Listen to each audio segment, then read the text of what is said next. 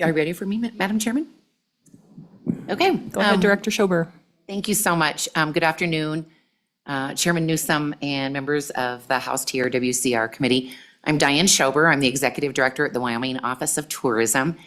And today I'm going to take you through just a brief highlight of the work of the Office of Tourism. Hopefully it will feed you enough information to start to ask some questions so that we can shape up some of our topics and go deeper on information on through the interim when we're with you.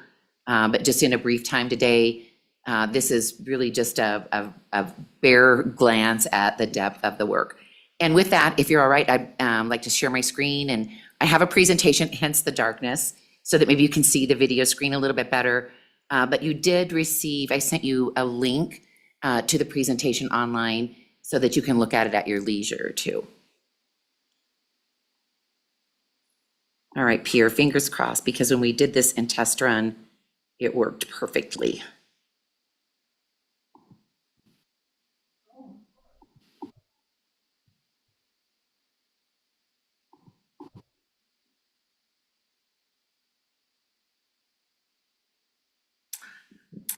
Ta-da, we have it.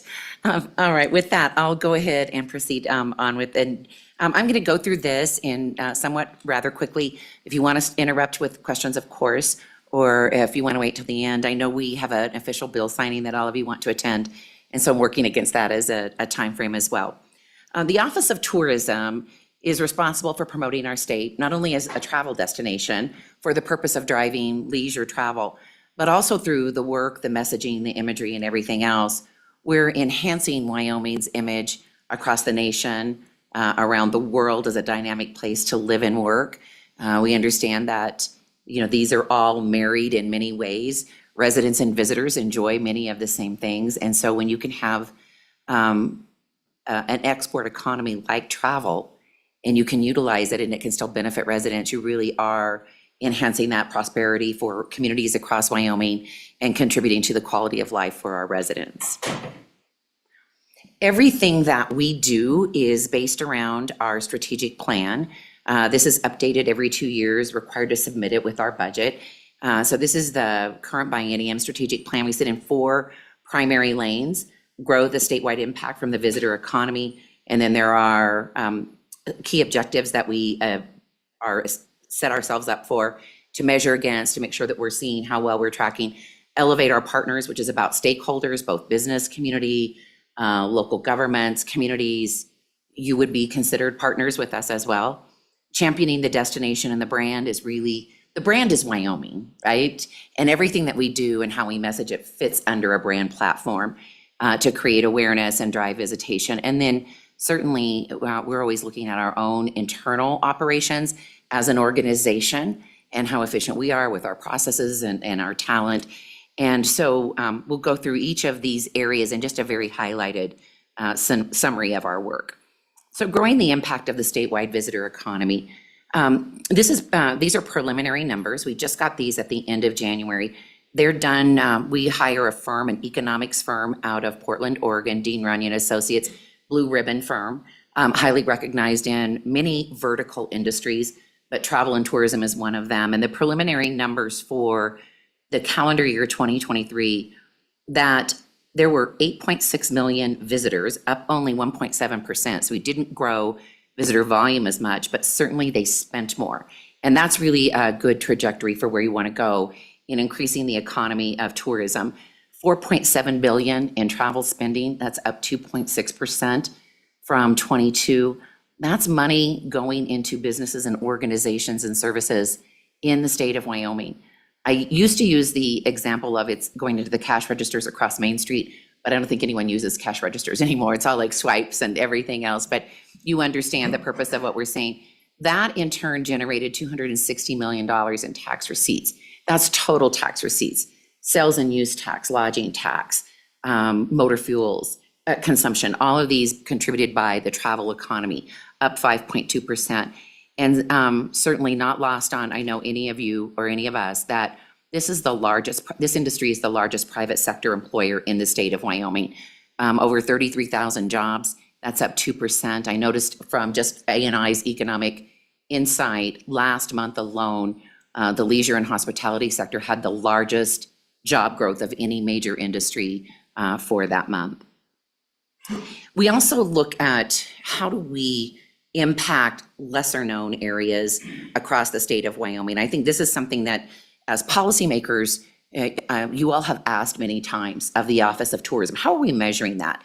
We know that there are some iconic destinations that have a lot of lift on their own, but what about some of the other places? And so we break, as we look at the state, we tier our counties. Tier 1 would be a Teton, a Park, a Natrona, a Laramie County.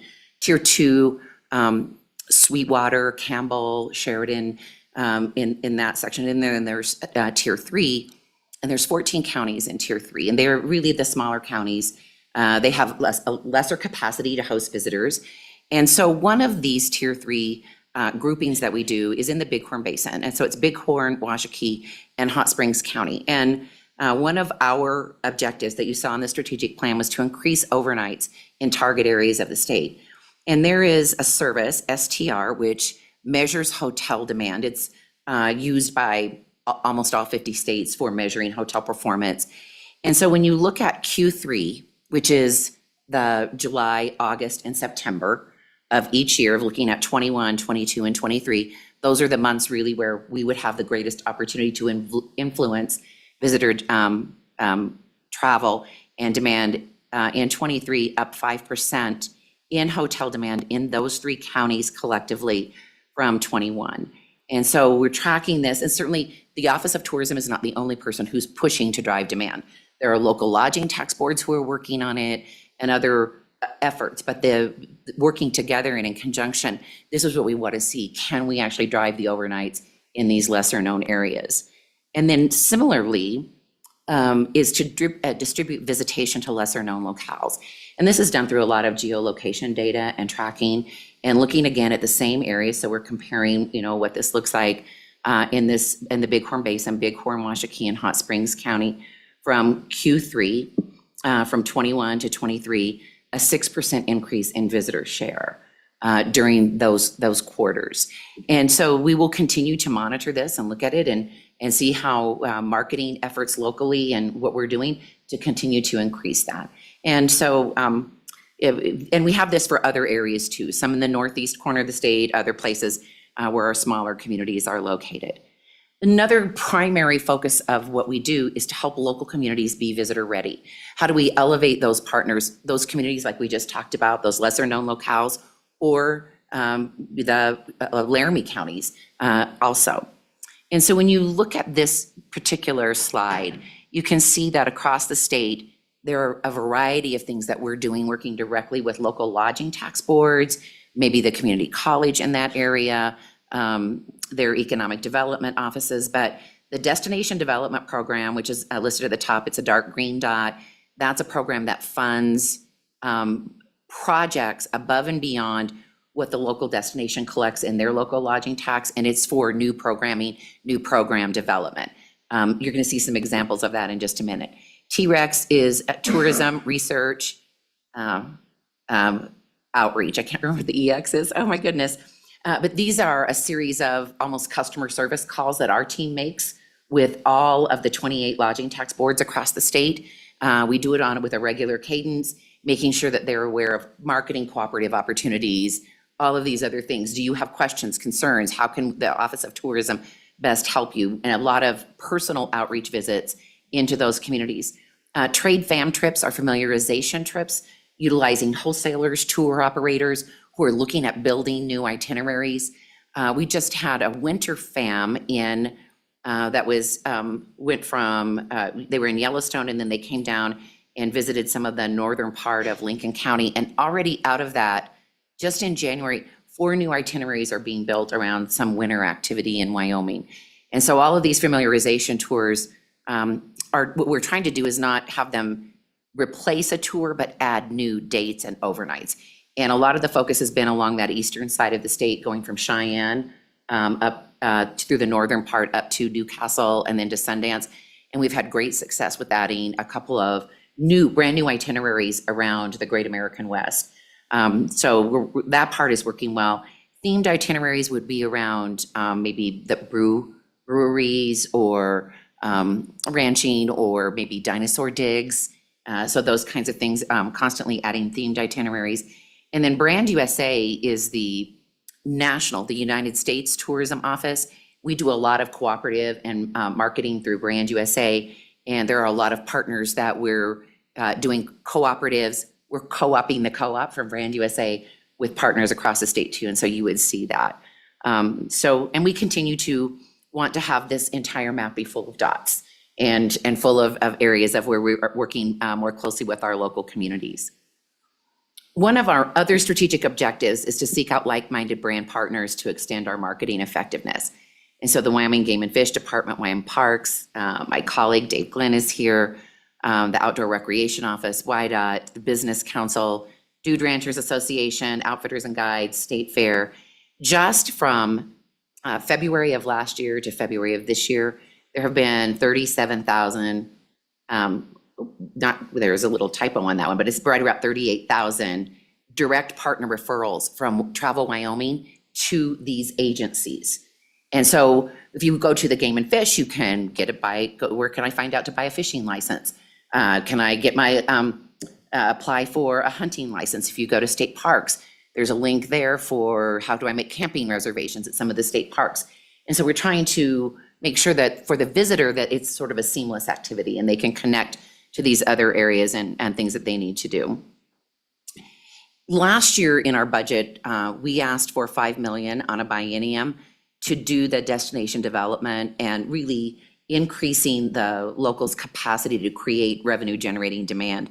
And here are just a couple of examples of things that are happening in Cheyenne, in addition to their Hell on Wheels Rodeo series and the Frozen Fury on the Plains that they did in February. They're also engaging deeply into the railroad experience as part of something that elevates this community beyond just Cheyenne Frontier Days and the cowboy culture, because the railroad played such an important part here.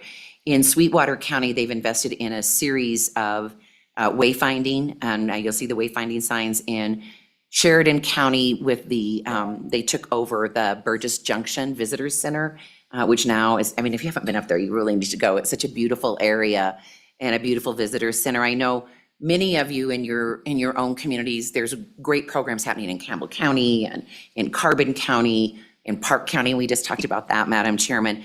Our goal is that through each of our interim committees is maybe we spend one talking about destination development, and so that you can have a deeper dive into that and what it looks like. Championing the destination and the brand is really, this sits in the part that is the very visual component of marketing and paid media and advertising and messaging. We also take a good hard look at how our campaigns are performing. Are they driving incremental travel in the way that we want them to? And how do we stack up against our competition? So those are important in our competitive set. So agreeably, there would be a base of travel if there were no marketing efforts. But what marketing efforts do are drive that incremental travel. So if the base of travel is here, what you want is to continue to drive the economic benefit of incremental travel. And so we're looking at that always as a measure of how well we're doing. Are we actually moving the meter on travel? And overall, on all travel, the campaign is directly attributable to about 1/3 or higher, slightly higher, of all travel to Wyoming. This particular slide gives you an example of where Wyoming sits within our competitive set. On the far right, in a rust-colored 10%, those are visitors who are not aware of our advertising campaign. That would be like at your base level of travel. But once visitors see the ads, that increases over 2.5%. It's 25% more likely that you're going to visit Wyoming having seen an ad and been inspired. So we go from being last, even behind Nebraska without advertising, to being only behind Texas and Colorado in our competitive set once consumers have seen the advertising and they're responding to that messaging. And that advertising comes in a variety of mediums, which I'm going to be happy to share with you here in just a moment. The campaign that is currently active, I just winding down, I think tomorrow is the last day of our winter campaign, $500,000 budget. The audience, active recreationalists, sightseeing adventurers, cultural explorers, does have a national market with it, with a heavy up in some of the key markets. Really, the idea is to just make sure that we have Wyoming top of mind year-round, and that there are plenty of winter activities to do in Wyoming in a variety of places. And I'd like to share with you one of our spots, our video spots that are running.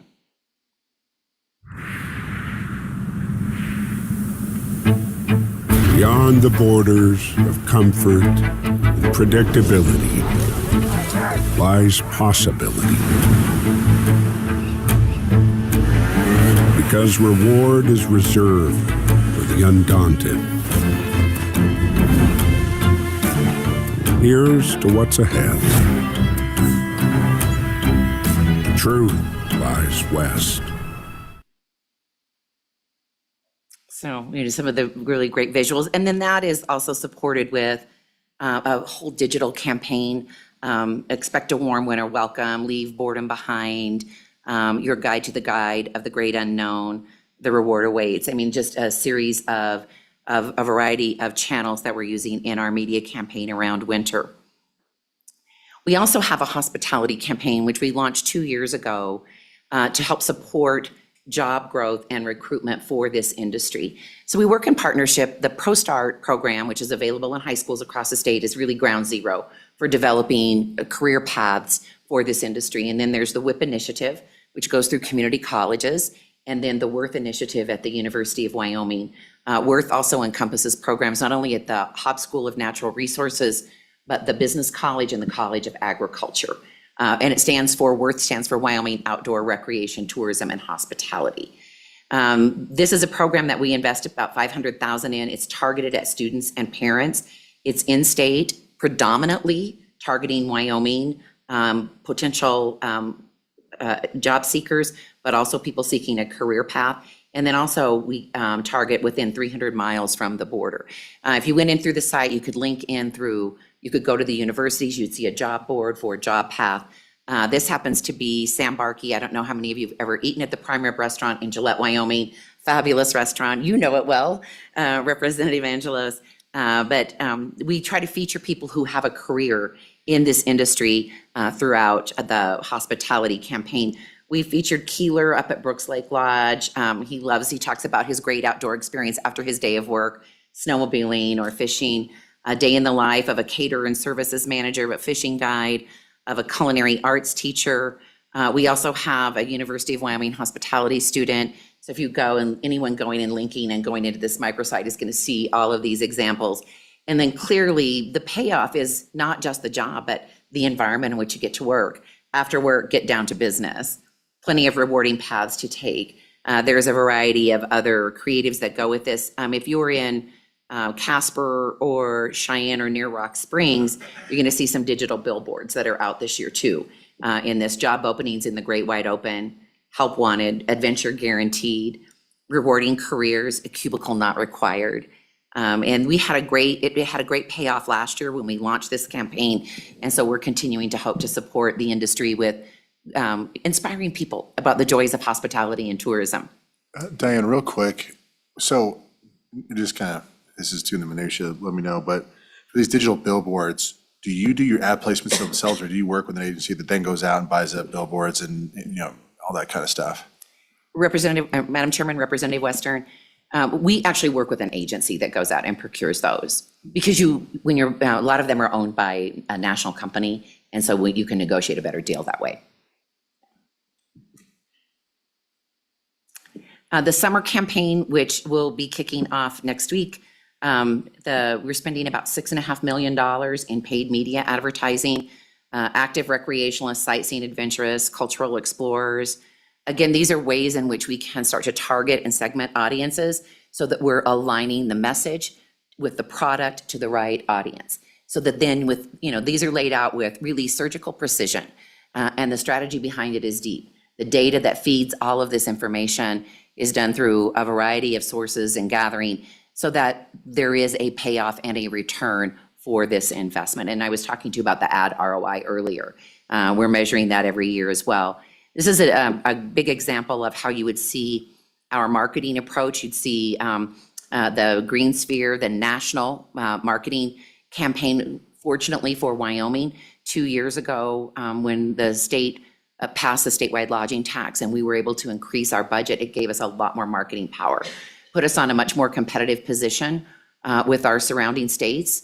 We're still a little bit behind South Dakota and Montana and Utah and Colorado, but we're certainly on a much closer competitive scale.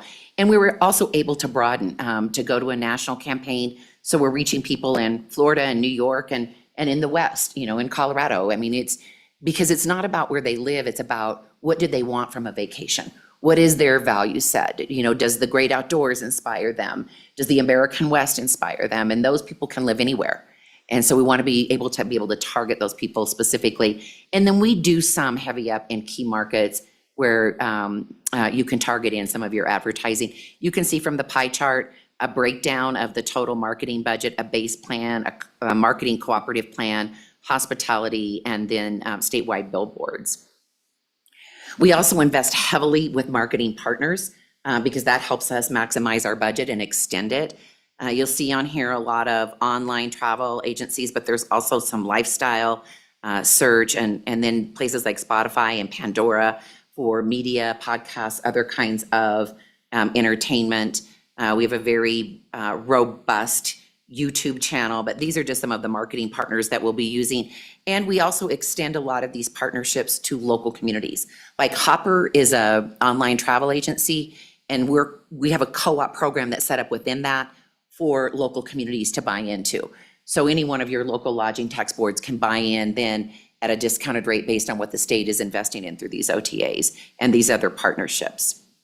The campaign, the national campaign is really around modern explorers, and it sits at, I think, the heart of who we all are. There's a value set in the great American West. And Wyoming, as the last bastion of the West, it's the least populated state in the nation. But there were people who had very adventurous spirits who came before us. They were driven by curiosity or a desire to wander. And that's really a lot of where it sits today. And we have many modern explorers that sit amongst us right here in Wyoming.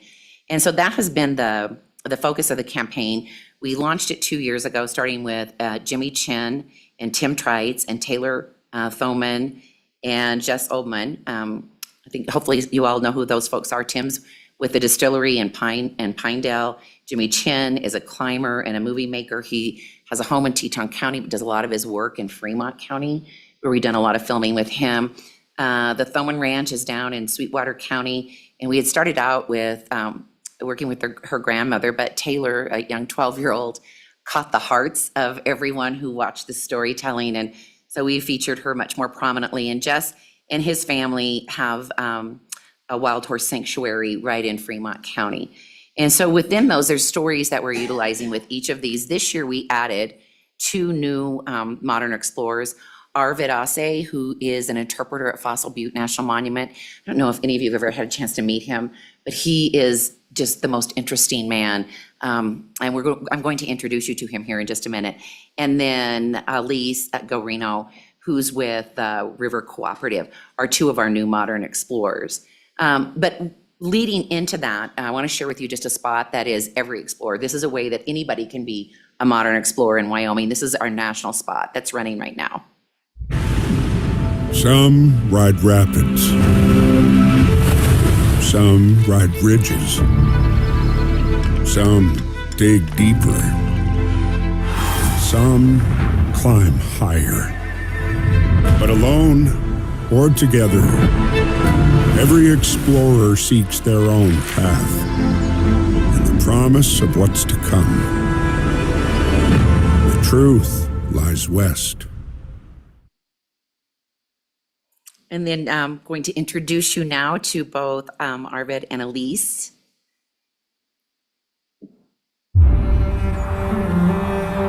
When I look out at the land, I see ancient Wyoming. I see the history of the earth unfolding before my eyes.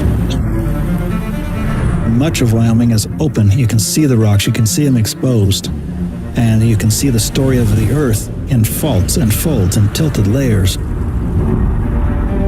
I loved finding fossils as a boy, even if they were common. That thrill, that spark, you know you're the first one to see it, and it gives you that rush. Fossil Butte National Monument is home to some of our planet's best preserved fossils. New discoveries happen at Fossil Lake every summer, from a new species of snake to the ancient remains of a vastly different ecology 52 million years ago.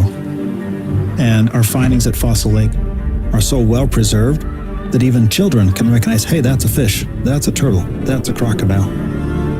That thrill of discovery, they carry that on, and that's a pathway to keep the curiosity alive in the next generation.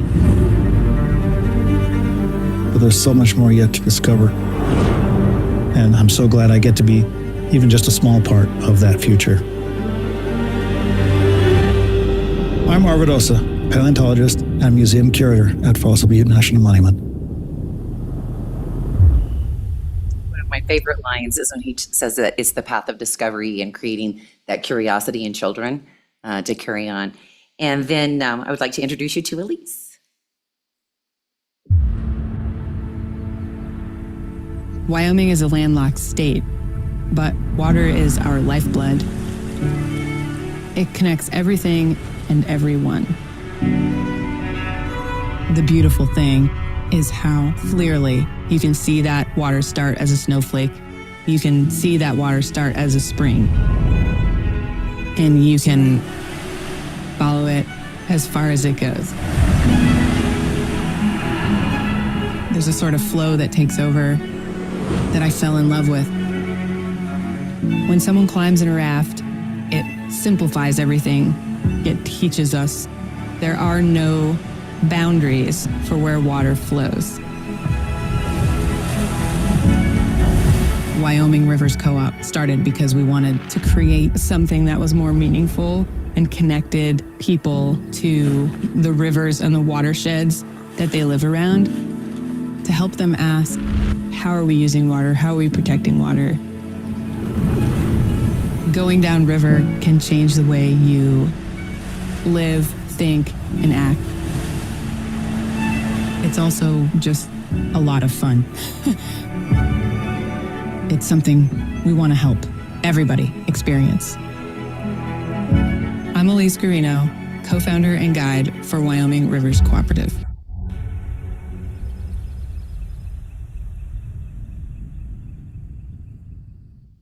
So we all know what a precious commodity water is, and certainly, with recreation is important to us. But we have found through working over the years that really there's such great stories in these guides that sit behind it and how they help educate visitors and help them understand what these resources are and why we work so hard to protect them and make sure that they're here to carry on. And so we're utilizing a lot of these great people around Wyoming and these content stories to help share that message and lift up that travel responsibly value that sits under all of this campaign work. We do utilize a little bit of print still in the travel space. Even after 52 million years, it never gets old. If it can shape the West, imagine what it will make of you. And then a series of digital all across for a variety of experiences in Wyoming in this campaign for this summer. And today is 307 Day, and so we celebrate it in a big way. And I have my shirt, my Wildly Wyoming shirt, and you have Wildly Wyoming stickers. Last year we did a partnership with Ford Bronco and their Bronco Wildly Foundation, and did a whole series with Outside and Ford Bronco, generated a lot of buzz. And this year, what we're continuing to do is now do a mini series of all those Wyoming guides that helped with those teams last year and the Ford Bronco competition, and to really elevate this continuation of how special this place is. And so then through the social media takeover today, it really is, you can do Snapchat lenses and everything else, but this is to get our local communities excited about what's in their own backyard and the upcoming visitor season. One other thing too, way too deep to go into with great depth, but this is a very visual industry. And so the beauty and the places are best told through photography and storytelling through video. And so we have continually gathering through user-generated content, through content that we create on our own or that we collaborate with partners to build out all of these assets that are available not only for our use, but for our partners across the state to use as well. And then lastly, in our organizational chart is to advance our organizational excellence. And we have been led by an industry-driven executive board of directors. They're appointed by the governor. They're confirmed through the Senate. Chairman Newsom, we were fortunate to have her serve on our board for 6 years. She was the chairman of our board. But just, it's nice to have that expertise of people who are actually working in this industry and can provide us insight. And then certainly what sits at the heart of it is our team. And I was remiss when I started that I didn't introduce Kari Akins. Kari's our Director of Strategy and Business Operations. She's been with us since August of last year. You may know her. She's been in state government with a couple of other agencies, and I have wanted her on our team for some time. And so we were fortunate that she is joining us. But we're a small group, 22 of us, but I think there's a lot of passion around the work that we get to do, and we're very proud to be able to do it for the state of Wyoming. And with that, Madam Chairman, I would answer any other questions, and certainly would love feedback as we develop out the interim information that we share with you. Great, thanks, Diane. Does anybody have any questions about the presentation? Daniel Singh, our representative. Sure. Thank you, Director, for being here. How much of our tourism is coming from international sources as compared to domestically? Director Schober. Madam Chairman and Representative Singh, it's certainly down compared to what it was pre-COVID, but coming back up. And we'll have a final report in April. So by the time we're back with you in May, we'll be able to give you a updated percent on that. In 2019, it was probably about 15% of all travel was international. It went down. It's building back up. We're pacing well ahead right now to get to those 2019 levels. I will have some information for you at the end of April on that as well, that we can share with you on where we are pacing to those pre-19 levels. The majority of the travelers that Wyoming receives, well, certainly Canada and Mexico are the largest inbound countries coming into the United States. But then after that, the UK, Germany, and the European countries. And so we're continuing our efforts for international development because they're good for shoulder seasons and a variety of other things. Representative Burkhart. Thank you, Madam Chairman. So, Director Schober, we've had this discussion before. Excuse me. How are you standing on getting, let's say, linguists in most of the communities? I mean, I've seen this in my own community where people come from, and I can think of a particular couple from Slovakia who were visiting, and they spoke enough English we could kind of communicate, but we have tourists from all over the world who get to a community like mine and can't get the basic information they need. Now, I know you can put translators on your cell phone and all of that, but I've run into people, like I said, from Slovakia, Peru, France, who just want some basic information. Where can we go and see something of the West? Where can we go and do this or that? So are we making any progress in getting that available to the people? Director Schober. Madam Chairman and Representative Burkhart, yes, we are making progress. As much as you and I would like, no. But I will tell you that through our own website, there are areas of translation, not in all the languages. Obviously, we don't have the money to do that, but to Spanish and French and German and Portuguese, which covers a lot of the South American countries. Also, through our partnership with the Great American West, they have deeply translated pages on Wyoming and Wyoming product. And then Brand USA, which I mentioned is the national organization, they even go deeper into their translations.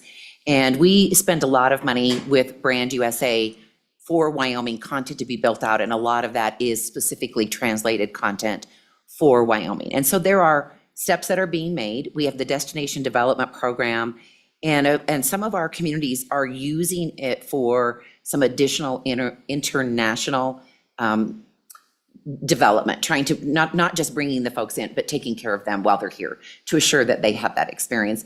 I'll be sure that I get some more information and share that with you when we meet again. But that's the top line answer for you today. Okay, thank you. Follow-up? Follow-up? Absolutely. So, Director, I would ask that you continue to do that. Mainly one reason is Rollins is the only major community on the Continental Divide Trail. And we have a lot of people hiking that trail now. Most don't realize how many people there are out there that want to hike the Continental Divide Trail. Some of them do a new portion every year. Some of them start and do the whole thing in a year, which amazes me. But again, so that they can get the services and communicate as they need it. And we're seeing more foreign tourists wanting to do that. That has become a major, I would say, destination anymore. Start at the border with Mexico and hike all the way up into the border with Canada. So just, it's something to think about of being able to communicate with those people. I mean, I don't speak Slovakian or Bulgarian or anything like that. A lot of sign language goes into it, but, so, thank you. Director Schober, Yeah, comment? No, Madam Chairman and Representative Burkhart agreed and duly noted. So we'll continue to pursue those efforts. Any other questions? Representative Singh? Thank you, Madam Chair.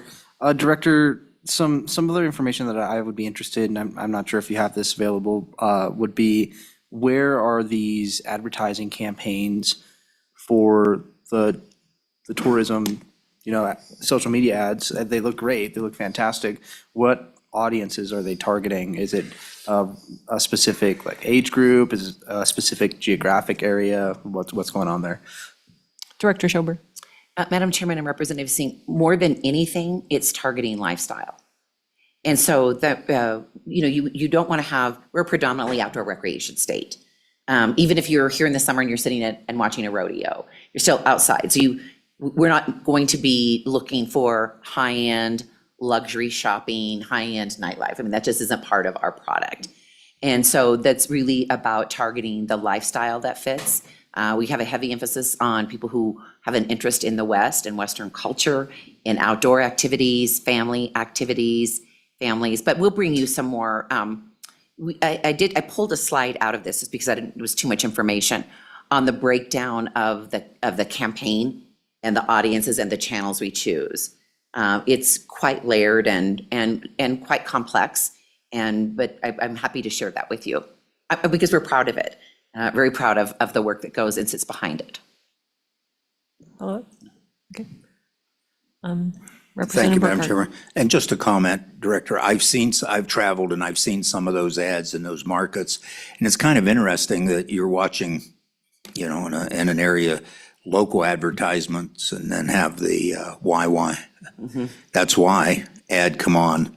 And I think they make a big impact. My wife and I have been impressed with the quality in that and that they would be offered in those markets. So I think you're doing what you need to do. Thank you. Any other questions? Great. So I think we'll wrap it up. All right. Thank you, Madam Chairman. We look forward to seeing you again. So I guess that wraps it up, our last committee meeting. Thank you all. And then we'll start our interim in May. And our partners too, thanks for the creative community and our partners at State Parks and Cultural Resources too. We'll head down to the governor's ceremonial room and they'll be signing the Outdoor Recreation Trust Fund bill that we worked so hard on, at 1:30. So if you need to mail around a little bit, then we'll just meet you there at 1:00. We're first on the list, thankfully. So hopefully that stays.